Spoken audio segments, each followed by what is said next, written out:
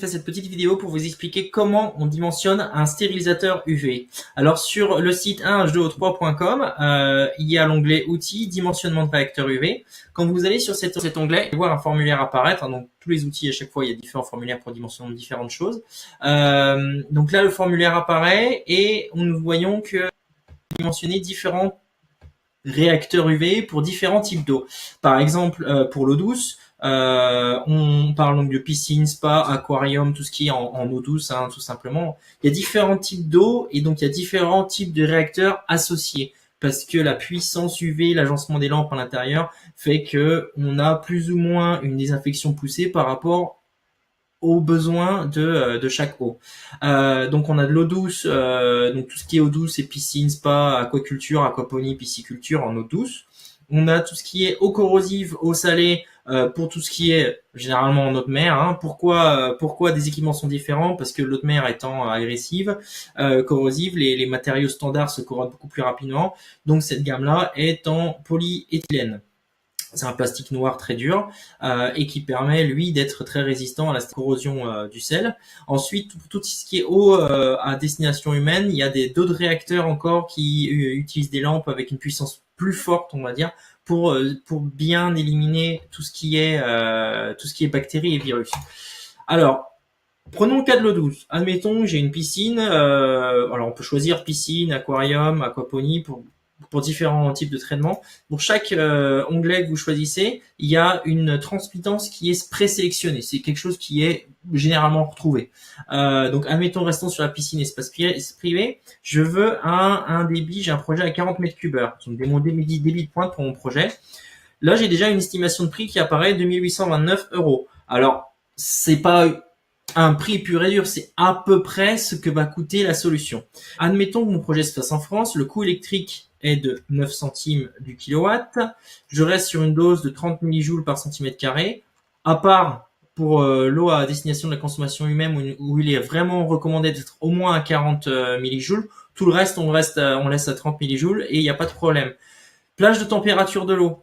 Il y a différents types d'ampoules en désinfection UV. Il y a des ampoules HO, High Output, c'est haut rendement, on va dire, et il y a des ampoules AM, amalgame, qui elles sont un peu plus chères, mais qui permettent de stériliser l'eau, de conserver l'efficacité de stérilisation sur une plage de température plus grande. Donc on voit bien les amalgames, c'est 3 à 60 degrés.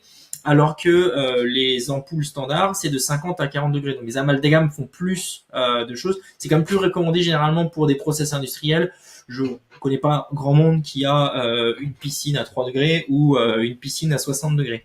Alors ensuite, pour avoir une cotation, pour avoir vraiment le dimensionnement avec tous les coûts, je vous invite à lisser votre adresse. Donc faisons le test avec mon adresse, nicolas@1h2o3.com. Envoyer. Donc là, le programme va, en fait, le formulaire va calculer toutes les solutions possibles pour les différents équipements et va vous envoyer un mail pour les équipements qui seront les plus adaptés à votre projet.